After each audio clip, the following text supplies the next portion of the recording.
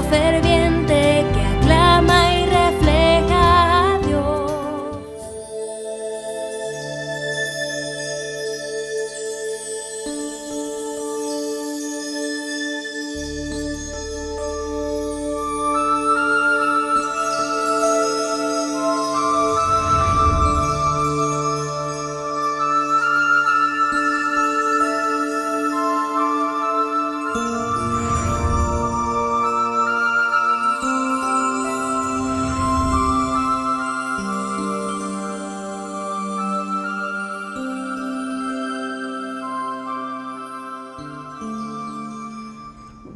Yo tenía muchos deseos de hacer este programa y de platicar con ustedes sobre el tema de hoy, porque es un tema importante, es el tema más importante de todos. Al final del programa van a ver porque el programa se va a tratar de la filiación divina. ¿A qué te suena filio? Pues a hijo, y la filiación divina es que somos hijos de Dios. Pues sí, la filiación divina te hace hijo de Dios por el bautismo. Es el regalo más maravilloso que un padre puede dar a sus hijos, hacerlos hijos suyos por medio de un sacramento que es el bautismo. Filiación divina te asemeja a Dios. Dios dio su divinidad y también tomó nuestra humanidad, porque es Dios y es grande y es Padre también. Bueno, vámonos al inicio de esta idea de llamarle Padre a Dios. Le llamamos Padre a Dios, no por motu propio, no porque se nos haya ocurrido a nosotros, sino que lo sabemos por revelación. ¿Y quién fue quien nos lo reveló? Bueno, pues vámonos a 2000 años para atrás. 2000 años para atrás, un poquito más que 2000 años, pero quien nos reveló la existencia de Dios como un verdadero Padre fue nada más y nada menos que Jesús.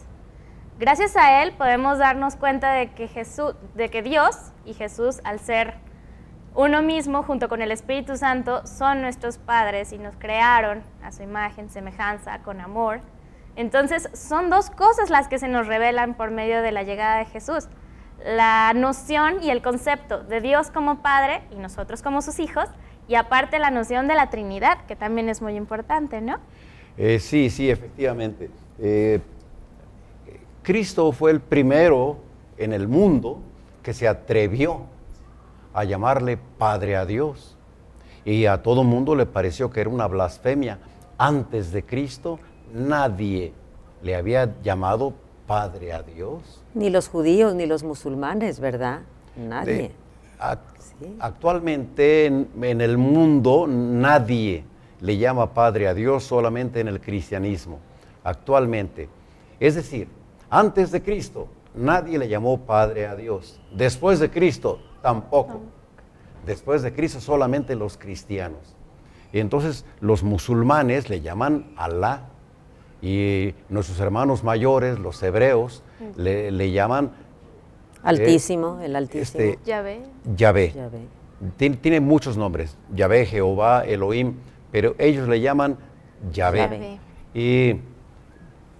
Y no creen en la Santísima Trinidad, creen en Dios Padre. Yahvé es Dios Padre, Alá es Dios Padre, porque no creen en Dios Hijo, Jesús, y no creen en el Paráclito, en el Espíritu Santo. Entonces, la conclusión es esta: antes de Cristo, nadie le llamó Padre a Dios. Después de Cristo, nadie, solamente los discípulos de Cristo. Por eso decíamos que la filiación divina, el hecho de que seamos hijos de Dios, lo conocemos por revelación. Es como decir que la Santísima Trinidad la conocemos por revelación, pero también la filiación divina la conocemos por revelación. Son verdades tan grandes que no hubo ser humano que se le pudiera haber ocurrido o descubrir esta gran verdad. La filiación divina es una realidad gozosísima. Recibimos la filiación divina en el bautismo, como dijimos. Antes del bautismo éramos solamente criaturas de Dios, pero por el bautismo recibimos el gozo, la plenitud de ser hijos de Dios, que no hay cosa más gozosa que ser hijos de Dios. Oye, ¿y los no bautizados? Los no bautizados pues, No son hijos de Dios. hijos de Dios. Siguen siendo humanos y siguen siendo criaturas de Dios, porque a fin de cuentas Dios nos creó. Pero el ser hijos de Dios, el llegar a formar parte de esta filiación divina, es un regalo que se nos da a través del bautismo, únicamente a través del bautismo. Entonces eso es importante recalcarlo. Los que estamos bautizados tenemos la fortuna y el regalo de ser hijos de Dios y de gozar de todo su amor, al igual que los no bautizados, pero también de las promesas que Él nos tiene, ¿no? Sí, también hay 3 tipos de bautismos. El bautismo de agua, que es el del sacramento, es el sacramento del bautismo. El bautismo de sangre, que es el mártir, que muere por Cristo de alguna otra forma. Y el bautismo de deseo. Ese existe porque todo el ser humano tiene impresa en su alma los 10 mandamientos. Ellos saben lo que está bien y lo que está mal. Y muchas veces, pues no conocen a Dios, pero con ese don, pues, de conocer las leyes de Dios, pueden tener ese bautismo de deseo y van también al cielo. Dios también ve por ellos. Bautismo de deseo lo tienen todas las personas que viven conforme a su recta conciencia, porque la conciencia nos dice que está bien y que está mal. Si una persona tiene ignorancia invencible, si una persona no puede ser bautizada, Dios le concede el bautismo de deseo para que se salve.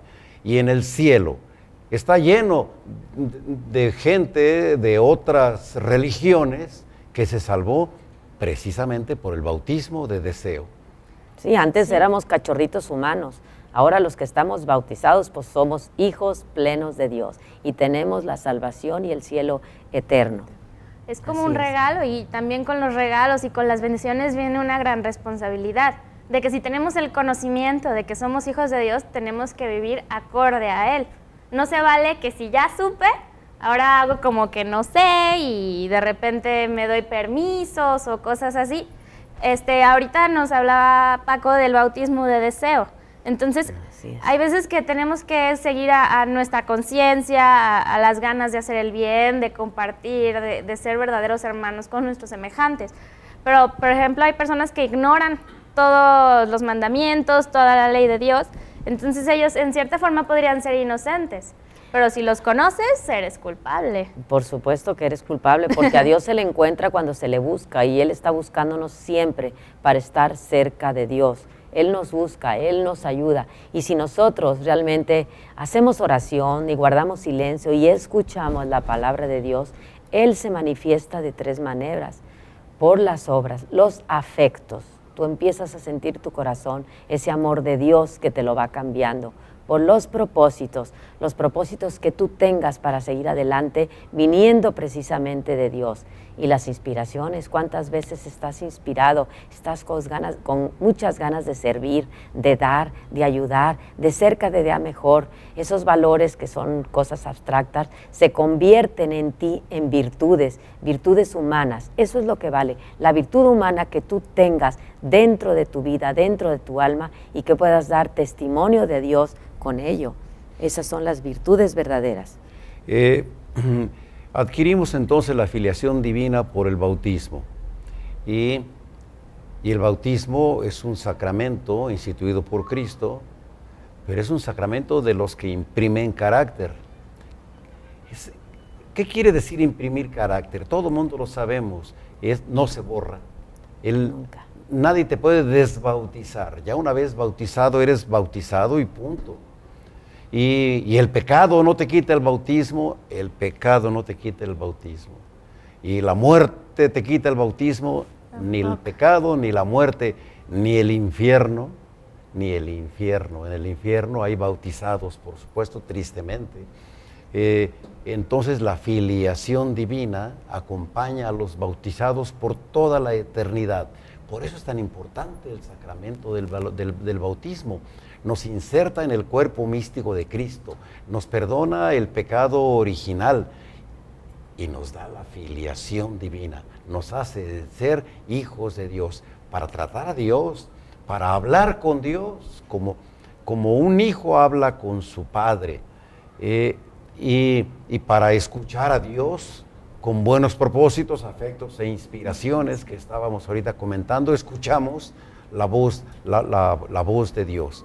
Dios es un Padre amoroso y espera de nosotros, pues, amor, que también nosotros lo queramos. Dios es un Padre tan amoroso que quiso compartir su divinidad y Él compartió nuestra humanidad. O sea, Él quiso hacernos como Él, compartiendo su divinidad y queriendo participar de nuestra humanidad. Como en la misa, ¿verdad? Como en la misa, cuando el agua se mezcla con el vino, así mismo participamos de la divinidad. ¿Cómo va? De la divinidad. Hay una oración muy linda, hermosa. cuando el sacerdote en la Santa Misa mezcla, el agua, pone vino y le pone unas gotitas de agua y entonces dice algo así como que, así como el agua se mezcla con el vino, permítenos participar de la divinidad de aquel. Sí, que quiso participar de nuestra humanidad. Si lo recordáramos en la Santa Misa, podríamos identificarnos más con nuestro Señor, cómo Él quiso hacernos partícipe de su divinidad, participando de nuestra humanidad, cosa más bella y más grande, ¿verdad? Recordarla siempre. Nos la regaló también, parte de su divinidad y parte de su perfección, por medio de la inteligencia y la voluntad que nos dio. Desde que nacemos somos seres inteligentes que nos diferenciamos por eso de todos los demás seres vivos del planeta. Y gran parte también de este regalo viene con la libertad, que aún dándonos regalos tan preciosos que son parte de Él mismo, nos dio la libertad de usarlos o no. Sí, cuando decimos que, cuando la Iglesia nos dice que fuimos creados a imagen y semejanza de Dios, nos está diciendo una cosa grandísima, grandísima. Sí. Como para irnos de espaldas, yo hecho a imagen y semejanza de Dios, que Dios es tan feo. Es una cosa muy profunda comprender eso, de cómo Dios quiso que nosotros fuéramos semejantes a Él. Algo que no lo podemos concebir, nuestra mente es muy pequeña comparada con la mente de nuestro Señor, pero Él, siendo tan grande, tan poderoso, tan misericordioso, quiso participarnos de esa divinidad. Entonces somos semejantes a Dios. Todo menos en el pecado, eso sí tenemos que ver. Todo menos en el pecado. A Cristo. Somos iguales a Cristo en todo, sí. menos en el pecado. Sí. Entonces, cuando nos dicen que fuimos creados a imagen y semejanza de Dios, esa sola verdad, esa sola realidad, ya debería de llenarnos de ilusión y de orgullo. Deberíamos andar en la calle engallados, orgullosos de sabernos que somos hijos de Dios. Sí. La semejanza con Dios, cuando Dios crea a Adán y a todos nosotros, cuando Dios nos crea a su imagen y semejanza, y entonces la imagen y semejanza con Dios se da en varias cosas. Ahorita aquí se mencionaron tres que quisiera yo remachar, ¿verdad? La inteligencia, la voluntad, la eternidad. Vamos viendo de una por una. La inteligencia. El ser humano tiene la inteligencia, tiene un chispazo de la inteligencia de Dios. Y por eso es tan inteligente el hombre, inteligentísimo. Hay gente que se pregunta que si un animal, ¿qué tan inteligente es? Al animal le llamamos inteligente, un caballo inteligente, un perro inteligente, pero por llamarle de alguna manera, porque no hay otra palabra. Pero inteligencia solamente la del hombre. El hombre puede pensar en cosas abstractas. El hombre es tan inteligente que es el único ser viviente que sabe quién lo hizo. Sabe que lo hizo Dios. Es el único ser viviente que sabe que se va a morir. El perro y el gato no saben que se van a morir. El hombre sabe que va a morir. Sabe que es eterno. La inteligencia del hombre es mucho más grande que la inteligencia de cualquier animal. De modo que la palabra inteligente aplicada a los animales, pues es una animalada, pero no hay otra palabra. Pero el realmente inteligente, como Dios, o un chispazo de la inteligencia divina, el hombre. Y bueno, gran prueba de esa inteligencia que Él nos dio es todo lo que hemos podido hacer nosotros aquí en la tierra. últimamente ya hay la nueva moda de las máquinas inteligentes, que las casas inteligentes, que los carros inteligentes. Y bueno, muchas veces nos dejamos apantallar por eso, de que ya porque el celular pueda tener 1000 maravillas, ya creemos que eso está más listo que nosotros o más inteligente.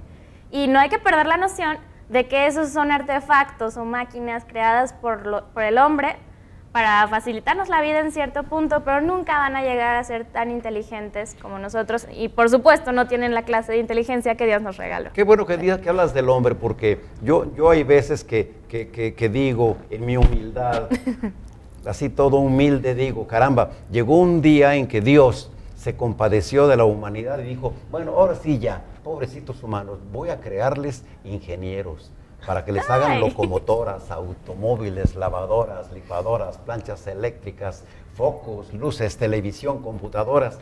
Entonces, sí, la inteligencia de Dios se manifiesta especialmente y la humildad de Dios en los ingenieros. Mira, el ingeniero y todo el ser humano, claro que tiene la inteligencia muy grande dada por Dios, pero no hay comparación con la de Dios, porque es como un granito de arena comparado con todas las playas de arena en el mundo. Esa es la inteligencia de Dios comparada con la del hombre. Sin embargo, esa inteligencia y la voluntad, y son dones especiales que nos llevan a comprender a Dios en la medida del ser humano. Con esa voluntad nos va haciendo crecer y amar a Dios cada día. Todos tenemos un porqué y para qué vivir. Y si con nuestra inteligencia comprendemos que ese porqué y para qué es Dios mismo, tenemos que buscarlo, tenemos que encontrarlo y tratar de vivir agradando a Dios. Seremos más plenos, seremos más completos, seremos más felices porque estamos imitando lo que Dios quiere. Estamos imitando la verdad y Dios es la verdad. Ahorita palabra. que mencionas la voluntad, ese es otro de los aspectos en los que somos semejantes a Dios. El hombre tiene una voluntad, los animales no. El hombre puede decir que sí, puede decir que no. El hombre puede decir, Dios, te voy a amar, te voy a servir, te voy a obedecer libremente porque me da la gana. Yo soy dueño de mi libertad y con mi libertad hago lo que quiero. La libertad es una realidad tan grande que me permite hasta contradecir a Dios, ofender a Dios, crucificar a Dios, escupirlo, pecar mortalmente, libremente. Con el mal uso, ¿verdad? Con el mal uso de la voluntad. Pero también con mi voluntad puedo agradar a Dios, puedo amarlo, puedo hacer obras buenas, puedo intentar ser mejor. Yo libremente digo que sí a Dios. Señor, eso no lo entiendo, esto de la Santísima Trinidad no lo entiendo, pero si tú dices, lo creo. Señor, no entiendo lo de la filiación divina, que no estaremos nosotros como los griegos que decían que Ulises era campechano, mitad Dios, mitad hombre, porque luego los dioses se enamoraban de las mujeres. ¿Quién no? Hasta los dioses. Y al revés, también las diosas se enamoraban de los hombres, y entonces había unos hijos en la mitología griega que son mitad humanos y mitad divinos, pero sabemos que es mitología.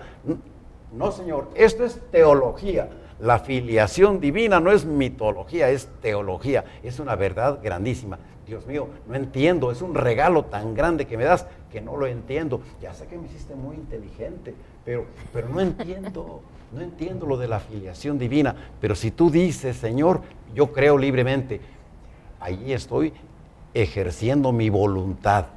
El hombre es creado, es imagen y semejanza de Dios. Entonces ya van dos cosas, en la inteligencia y en la voluntad.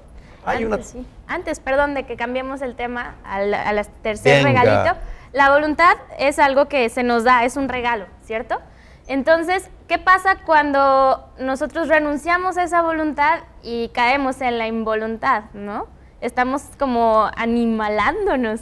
Totalmente animalándonos. Híjole, qué bueno que lo dijiste. Bueno. Cuando una persona renuncia a la voluntad, ¿cuándo? Cuando se idiotiza, por ejemplo, con alcohol o con alguna otra droga y se vuelve un idiota, entonces un pelele, no tiene fuerza de voluntad para nada. Hay muchos que hasta sin droga. Ni para bien ni para mal. Ni para bien, ni para mal, ni chicha, ni limonada. Entonces no tiene voluntad para hacer el bien, ¿verdad? Y entonces es como un animal, ¿verdad? Ese pecado es gravísimo porque está renunciando mediante la droga a la semejanza con Dios. Ya no tiene voluntad que Dios le dio. Y Dios nos hizo eternos como Él, y la cumbre de la creación de Dios fue el hombre. Imagínate la grandeza que nos dio al haber hechos como lo más perfecto de la creación es el hombre. Como ante los puede ojos de Dios. la mujer. Bueno, el hombre se habla en general, el hombre y la mujer, por supuesto. Sí, Ay, claro que mira. sí. Bueno, como Muy pueden bien. ver, pues ahora ya empezamos a ver por qué tenía tantas ganas de hacer este programa sobre la filiación divina. ¿Qué les parece que mientras se quedan ustedes considerando su filiación divina, hacemos un breve corte?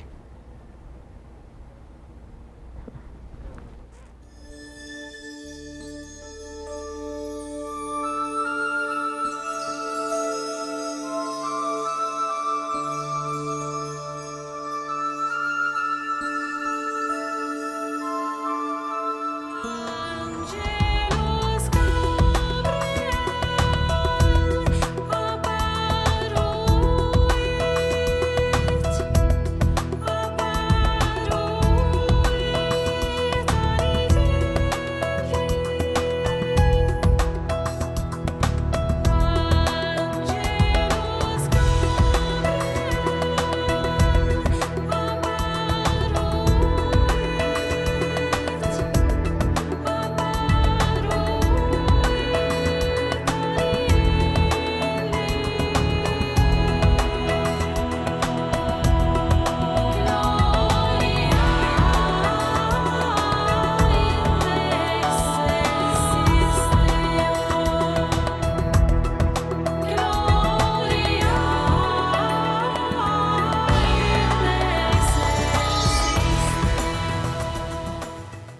Madre de la ternura, llena de sabiduría, ruega por nosotros, Madre de La vidente de Lourdes, Bernadette Soubirous, tenía 14 años en 1858. El 11 de febrero, el día de la primera de las apariciones, le acompañaban su hermana Toinette, de 13, y la niña Juana Abadí, de 12. Ellas no fueron testigos oculares de lo que vio Bernadette, pero sí las encargadas de divulgar por la aldea de Lourdes lo acaecido. De manera que cuando la pequeña Bernadette regresó a la gruta de Massabielle, siempre lo hizo acompañada de personas que fueron creciendo en número, al grado de alertar la suspicacia de las autoridades locales, que no les convenía ser foco de atención en la Francia escéptica de la segunda mitad del siglo XIX. Las mismas autoridades eclesiásticas tampoco sintieron simpatía por lo que aquella niña decía protagonizar. Para empezar, ni siquiera se tenía a ciencia cierta el conocimiento de quién era la señora que hablaba con la niña. Algunas personas decían que era una ánima del purgatorio que pedía plegarias y oraciones. La niña desconocía el nombre de la señora. Le llamaba en su dialecto patois aquello. Finalmente tuvo que preguntarle a aquello quién era. Soy la Inmaculada Concepción, le dijo la señora. Además de la indumentaria que ya ha sido descrita, la joven de unos 14 o 15 años, vestida con una túnica blanca, cubierta de su cabeza con un velo, ceñida la túnica con un ceñidor azul, tenía 2 rosas en los pies descalzos. El acontecimiento crucial acaeció el 16 de julio, la última de las apariciones de Lourdes. Bernadette la víspera había recibido la Sagrada Comunión. Se acercó a la gruta de rodillas y comenzó a escarbar en el piso, de donde brotó una fuente que hasta la fecha produce un manantial al que acostumbran los enfermos bañarse para recobrar la salud. Acontecimiento que ha sucedido con cientos de ellos, siendo Lourdes el principal centro de culto cristiano, donde las piscinas curativas son fama o son como lo principal. María, bajo el título de Lourdes, se invoca cada año como Salud de los Enfermos, y la Jornada Mundial del Enfermo la celebra la Iglesia Católica cada 11 de febrero. Madre de la ternura, llena de sabiduría, ruega por nosotros, Madre del Señor. Hola, ¿qué tal? Hoy queremos invitarte a que hagas un espacio en tu vida y en tu corazón para vivir una jornada vocacional.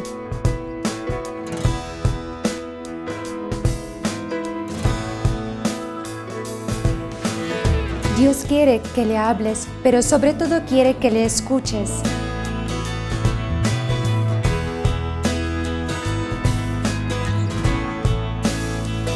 Comunícate a los teléfonos que están en pantalla y a las direcciones de correo.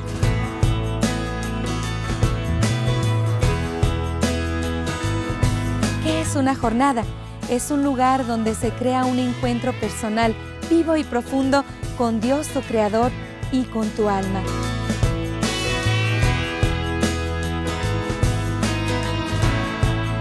Si eres una joven entre 14 y 30 y quieres vivir una experiencia, ¡Te esperamos, misioneras clarisas! Tocaste mis manos entre tantas redes. Padre nuestro que estás en el cielo, oh santo sea tu nombre, mi Dios celestial.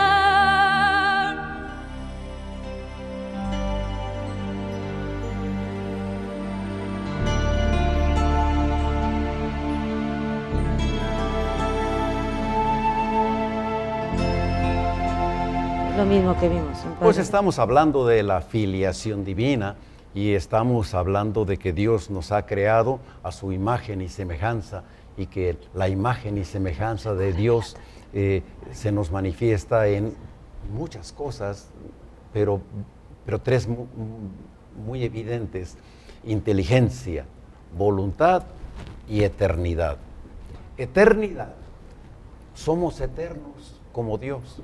Así como somos inteligentes como Dios, bueno, un chispazo de la inteligencia de Dios, un granito de arena contra la playa o todas las playas del mundo. Tenemos voluntad como la de Dios. Bueno, tenemos un granito de arena de voluntad. Pero donde sí somos semejantes a Dios es en la eternidad. Somos eternos. Nosotros comenzamos a existir en las entrañas de nuestras madres en el momento de la concepción. Allí comenzó no solamente nuestra existencia, no solamente nuestra vida, allí comenzó a existir nuestra eternidad. Hay gente que piensa que la eternidad es lo que viene después de la muerte. No, compadre, ya estamos en la eternidad, ya empezó nuestra eternidad, llevamos nuestros primeros años de eternidad, que por muchos que te parezcan son poquitos. Cuando tengas 4,000 años de edad allá en el cielo, me vas a decir, ¿te acuerdas cuando nos sentíamos viejos porque ya teníamos 30 o 40 años? Entonces, nuestra eternidad ya comenzó. Somos eternos igual que Dios. Sí, entonces dice, somos eternos desde el momento en que tenemos vida, tenemos alma, y Dios nos regala la eternidad. La eternidad al cielo o la eternidad en el infierno. No quiere decir que nomás salvándonos, que es lo que Dios quiere, y nosotros también. Somos eternos para el bien o para el mal, ¿verdad? Qué según terrible, lo que hayamos hecho. ¿verdad? Qué terrible, Sí, ¿verdad? así es. Qué bonito ser eternos para el cielo. Qué terrible ser eternos para el infierno. Ay, sí. Y somos eternos ya. Quieras o no quieras. Ya es parte. No le puedes decir a Dios, desbarátame, vuélveme nada. Nada, mangos. Te guste o no te guste, ya existes, ya eres eterno.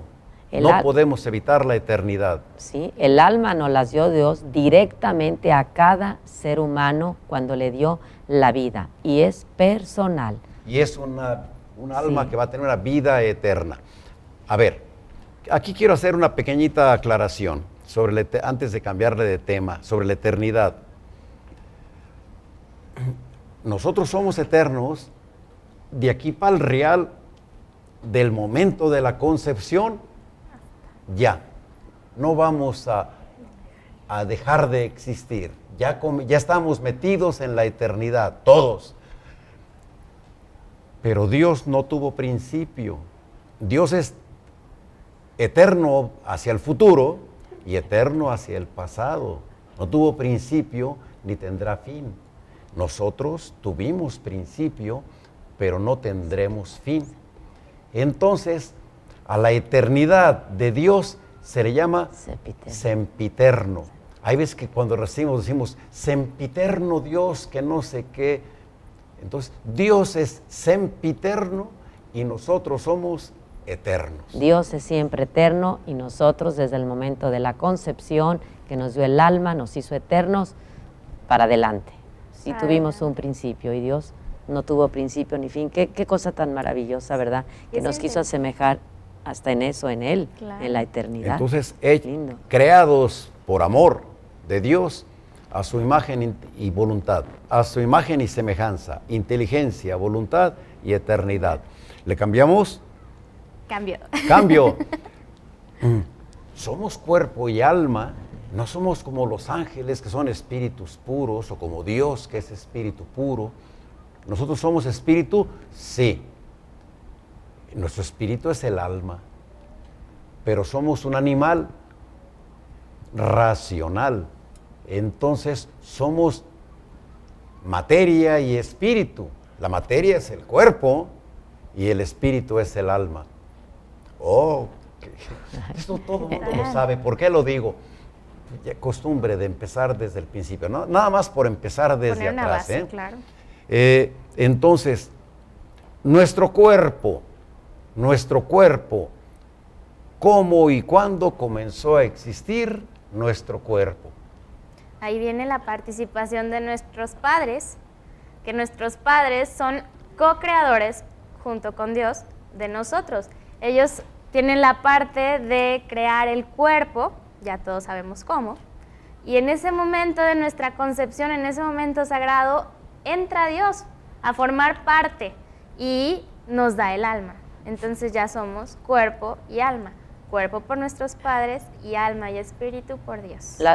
Los padres fueron la causa instrumental de nuestro cuerpo. Los padres, ellos fueron los instrumentos para formar nuestro cuerpo. Dios nos dio un cuerpo como el suyo y un alma como la suya. Así entonces, nosotros somos criaturas de Dios. Dios nos creó en cuerpo y alma. Dios creó nuestro cuerpo con la participación de unos instrumentos llamados nuestros padres. Entonces, papá y mamá, instrumentos de Dios, son la causa instrumental de nuestro cuerpo. Por eso lo llamamos que ellos nos procrearon. Dios nos creó, nuestros padres nos procrearon. En cuanto al cuerpo, en cuanto al alma, solo Dios. Porque los padres no podemos transmitirle el alma a nuestros hijos. Les podemos dar un cuerpo, pero un cuerpo muerto. Para que ese cuerpo viva hace falta que Dios cree un alma.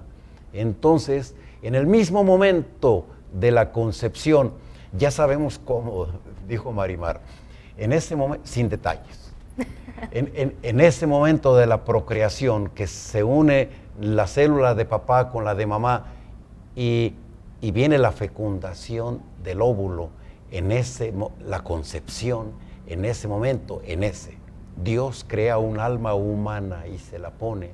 Y aquella celulita microscópica ya somos yo, ya es un ser humano en cuerpo y alma, ya es un cachorro del género humano. Tiene una alma que tiene inteligencia, voluntad y eternidad. Lo mismo si nace que si lo abortan. Es una criatura de Dios, es un ser amadísimo de Dios porque es un ser humano. Ahí está lo grave del pecado del aborto, que pidamos a Dios que lo comprendamos cada vez más, porque pues es una cosa terrible pensar que el aborto está ahorita tan de moda actualmente y que realmente es matar un ser vivo, un ser que ya tiene alma, un ser que es semejante a Dios. Entonces es una cosa que debemos pedir en la oración para que nos dé la luz de comprender, para los que no lo entienden, que el aborto es un pecado aborrecible, aborrecido por Dios. Así es. Y aquí volviendo un poquito a la parte de la voluntad, en ese momento de la procreación y de la fecundación, ahí a lo mejor hay voluntad de los padres porque quieren tener un hijo, pero muchas veces no.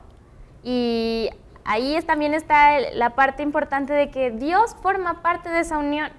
Y ahora sí que Él creó ese producto que viene, que ya es hijo suyo, ya es criatura, no es una célula que se está reproduciendo por sí misma nada más, ¿no? Ya tiene ese soplo, esa vida, esa alma, y eso es un milagro, desde ese momento.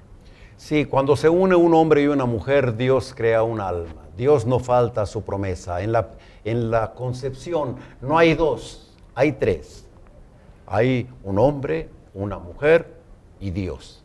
Dios nunca falta en su parte, y cuando viene esa fecundación, en ese momento Dios crea un alma hecha a su imagen y semejanza.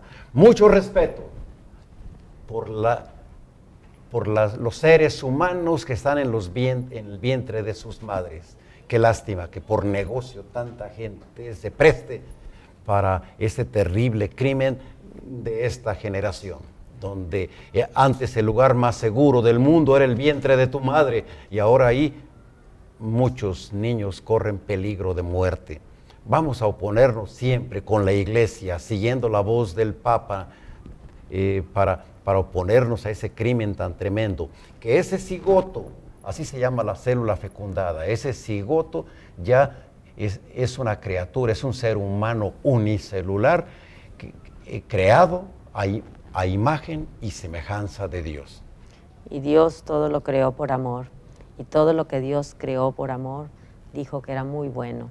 Y eso es una de las partes importantísimas, de crear al ser humano a imagen y semejanza de Dios, y todo eso lo hizo bueno. El hombre se encarga de cambiar esas leyes. No lo hagamos, luchemos porque el amor triunfe siempre ante esta situación. Y amor con amor se paga. Dios, ¿qué espera de nosotros? Amor. ¿Qué podemos darle a Dios nosotros? Oro, plata, incienso, oro y mirra. ¿Qué le podemos dar a Dios, que es el creador de todo el oro del mundo y el creador del mundo, de todo el universo? ¿Qué podemos nosotros darle a Dios? Amor, corresponder a ese amor tan grande que Dios nos tiene. Sí, Dios nos dio a nuestros padres, Dios nos dio grandes, grandes regalos: el sol, la luna, el mar, las estrellas, el cielo. Son maravillas que Dios nos regala. Hizo al hombre para someter la tierra y nos dio todo para que nada nos hiciera falta. Tenemos que hacer el buen uso de todos esos regalos benditos que Dios nos ha dado. Nos dio el planeta hermoso para habitarlo. Él lo preparó, Él fue preparando todo eso para hacer al hombre a su imagen. Sí, exactamente. Hizo al hombre, pero también creó otro tipo de vida, como menciona Bárbara. Nos dio el planeta, nos dio todos los seres vivos, son creaciones de Él. Los seres vivos somos humanos, también son los vegetales, los animales, y gran parte de ese amor que nosotros tenemos, el compromiso de devolverle a Dios, es cuidarnos a nosotros mismos, cuidarnos como hermanos que somos con los seres humanos, pero también los otros recursos, los animales, las plantas, son seres vivos, seres que Dios hizo como regalo hacia nosotros para hacer nuestra vida más plena, más bonita, más disfrutable. Entonces allí ya también viene un mensaje ecológico en cierto punto, ¿no? Que ahora dicen, ay, pues es la nueva moda. Claro que no. Siempre siempre hemos tenido la responsabilidad de cuidar el planeta, de cuidar todos los regalos que Dios nos da. Y bueno, pues si nosotros nacimos teniendo esos regalos, ¿por qué las nuevas generaciones no los van a tener? ¿Por nuestra culpa? Yo creo que no es justo. Hay que cuidar eso. Y también otra cosa importantísima, que Dios nos dio la receta de la felicidad. Una receta pequeñita, son 10 puntitos que abarcan una cosa enorme: los mandamientos. Cuando nosotros cumplimos con los mandamientos, nosotros estamos amando a Dios.